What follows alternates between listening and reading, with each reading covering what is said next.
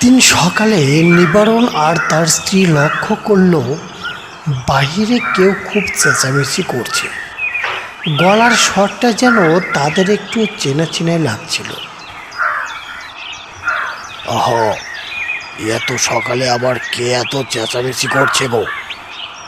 সুরেশের গলা মনে হচ্ছে না? হ্যাঁ, সুরেশের আবার কি হলো? এত হাঁকডাক করছে কেন? না না গিন্নি, ব্যাপারটা মোটেও কিন্তু ভালো লাগছে না। ও দেখো তো কি হয়েছে। হ্যাঁ হ্যাঁ, দেখছি। না দাঁড়াও, আমিও যাচ্ছি তোমার সঙ্গে। তোমাকে এই একা একা যেতে হবে না। নিবারণ আর তার গিন্নি সুরেশের হাঁক ডাক শুনে বাইরে বের হয়ে গেল। ইয়ে যে নিবারণ, এ কি শুরু করেছো তোমরা, বলো তো দেখি। সুরেশের কথার কোনো মাথা মুন্ডু বুঝতে না পেরে নিবারণ বলল, আহা সুরেশ দা, কি হয়েছে সেটা বলবি তো? কিছু বলা নেই, কওয়া নেই, এত হাঁকডাক করছো কেন? পড়া কপাল আমাদের। জানি না পুরীর জন্মের কোনো পাপের ফলে তোমাদের মতোই এমন প্রতিবেশী পেয়েছি। নিজের কপালের দোষ দিচ্ছ কেন? আর আমরাই বা তোমার কি এমন ক্ষতি করেছি? আমার ভুলটা কি সেটা বলবে তো? বলি, মাঝরাতে অনেকক্ষণ তোমাদের ওই টিউবওয়েল চাপতে হবে কেন বাপু? আমি বুঝতে পারি না। সুরেশের কথা শুনে নিবারণ বিস্মিত হয়ে গেল। কিছু বলার আগেই সুরেশ বলল, সে না হয় আমি তোমার ঘরের পাশে তোমাদের টিউবওয়েল দিতে নিষেধ করেছিলাম, আমার ওইদিকে জল যাবে বলে।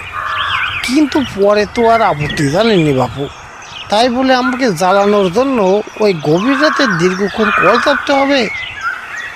সুরেশ দা, তোমার কথা ভুল হচ্ছে। আমি কেন অত রাতে কল চাপতে যাব? আমি তো গত রাতে খুব তাড়াতাড়ি শুয়ে পড়েছি, আর রাতেও তো আমি আর বাইরে যাইনি। তুমি ঘুমের ঘরে হয়তো ভুল শুনেছ।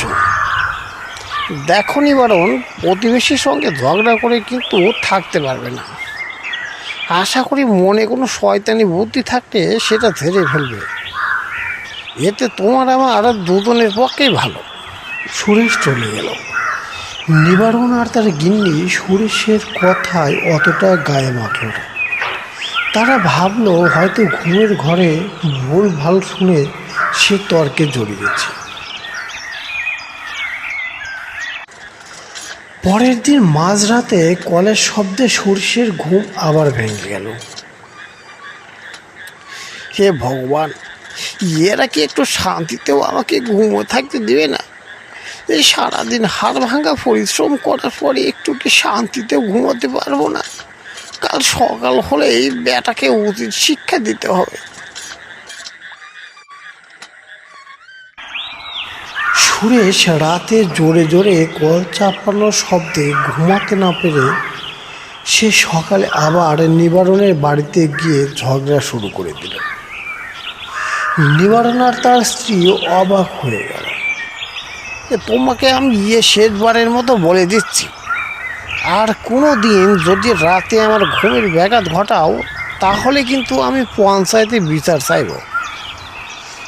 নিবারণকে শাসিয়ে চলে গেল সুরেশ। ঘরে নিবারণ আর তার স্ত্রী মহা দুশ্চিন্তায় পড়ে গেল। হে ভগবান, এ কি আজব নালিশ করছে আমার বিরুদ্ধে? জীবনে কারো কোনো ক্ষতি করলাম না, কিন্তু এই ব্যাটা আমাকে বলছে আমি নাকি তাকে শান্তিতে থাকতে দিচ্ছি না। স্বামীর আহাজারি করতে দেখে নিবারণের স্ত্রী মনে মনে ভাবল, সুরেশ তো এমনিতেই কারোর পায়ে পা বাড়িয়ে ঝগড়া করার মানুষ নয়। এর পিছনে হয়তো কোনো একটা কারণ অবশ্যই আছে।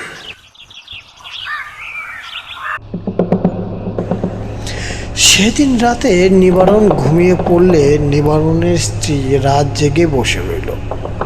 অপেক্ষায় থাকলো রাতে নলকূপের পাড়ে গভীর রাতে কি হয় সেটা দেখার জন্য।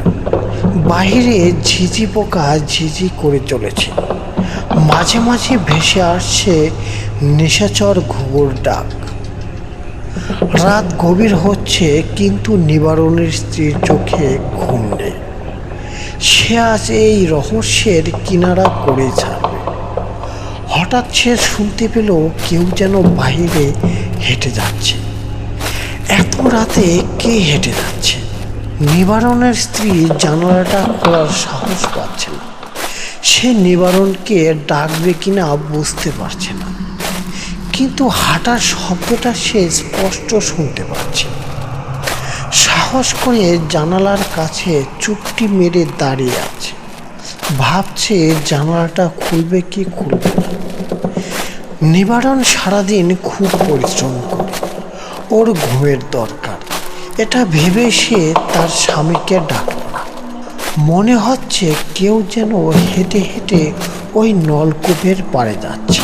এবার সুরেশের কথাগুলো মনে হচ্ছে ধীরে ধীরে সত্যি হতে চলেছে, কিন্তু কে সেখানে সেটা আজ বের করতে হবে।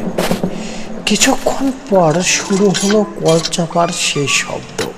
খুব শব্দ করে করে কল চাপছে কেউ। নিবারণের স্ত্রী এবার চট জলদি জানালা খুলল। জানালা খুলতে দেখে কল পাড়ে কেউ নেই।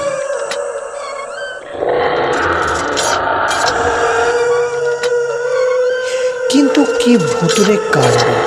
কলের হাতল একা একাই চেপে চলেছে, আশেপাশে কেউ নেই।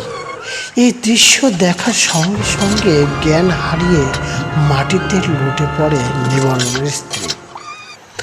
পরের দিন সকালে সুরেশের ডাকে ঘুম ভাঙে নিবারণের। ঘুম ভেঙে বিছানা থেকে উঠে দেখে জানালার নিচে তার স্ত্রী পড়ে আছে। এ কি হলো তোমার? কি করে এমনটা হলো তোমার? হে ভগবান, এ কি হচ্ছে আমাদের সঙ্গে? নিবারণের গিন্নির জ্ঞান ফিরতেই নিবারণকে গত রাতে ঘটে যাওয়া সব কথা খুলে বলল সে। এদিকে দরজার ওপার থেকে সুরেশের হাঁক ডাক শোনা যাচ্ছে।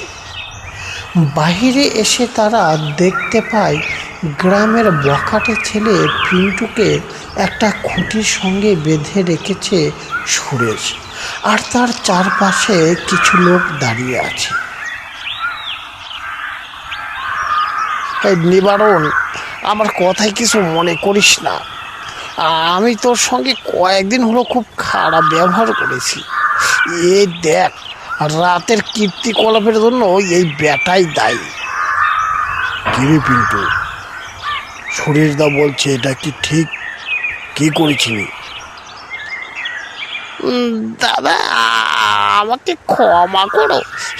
আমি আসলে তোমাদেরকে ভয় দেখানোর জন্য ওই কলের হাতলের সঙ্গে রশি বেঁধে দূর থেকে কল চাপতাম। গত রাতে ওই কাণ্ডটা করতে গিয়ে সুরেশ কাকা পেছন থেকে আমাকে জাপটে ধরে খুঁটির সঙ্গে বেঁধে রেখেছে। ব্যাটা খুব জ্বালিয়েছে। এতদিন আমিও টকে টকে ছিলাম, কবে হাতে নাতে ধরবো। ব্যাটা এবার পালাবি কোথায়? হ্যাঁ, আমাকে ক্ষমা করে দাও সুরেশ কাকা, নিবারণ কাকা। আমি আর কোনোদিন এমনটা করবো না। তোর কোনো ক্ষমা নেই ব্যাটা, তোকে আজ উচিত শিক্ষা দিয়ে ছাড়বো।